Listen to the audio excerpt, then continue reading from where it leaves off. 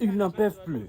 Ce mardi 11 août, les agents et cadres de la société minière d'Ibakwanga ont exprimé leur ras-le-bol à travers un sit-in organisé devant la direction générale de l'entreprise en Mbuji-Mayi, à l'initiative du bureau syndical national.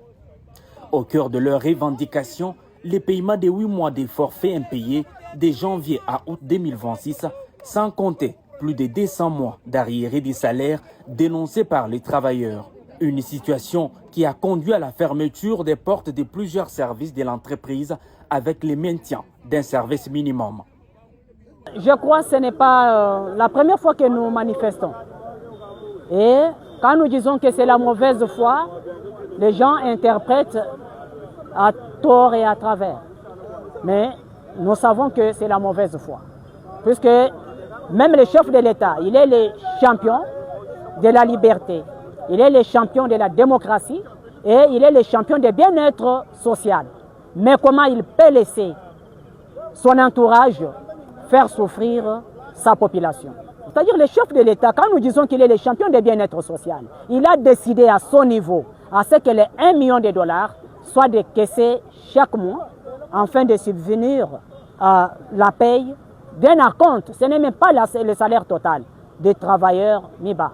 En attendant la relance. Les travailleurs réclament également la concrétisation des engagements pris par le chef de l'État pour la relance de la MIBA, notamment l'annonce d'une enveloppe de 50 millions de dollars. Pour Mohamed Fibata Ntoumba, président du bureau syndical national, les annonces doivent désormais laisser place à des résultats concrets. Et l'argent maintenant de la relance même. Mais le chef de l'État a déclaré, nous avons des vidéos ici, il a déclaré amener les 50 millions. Mais ça est où? Ça est où? Ça reste un slogan.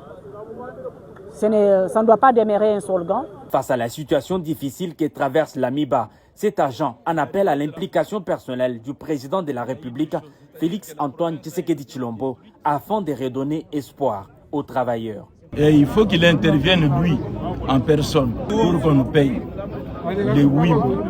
Parce que c'est tout simplement, c'est de l'argent qui fait partie de la créance. Nous ne comprenons pas pourquoi la créance pose problème. Pourtant, c'est une histoire où on connaît qu'à l'arrivée de la FDEC, il y a eu des choses. C'est-à-dire que la province a été détruite par tous ces gens qui sont arrivés. Nous avons pensé que le nôtre est entré au pouvoir. C'est à ce titre-là qu'il va nous aider. En attendant la concrétisation des différents engagements annoncés, les travailleurs de la MIBA disent continuer à vivre dans une grande précarité, avec des conditions sociales qu'ils jugent de plus en plus difficiles.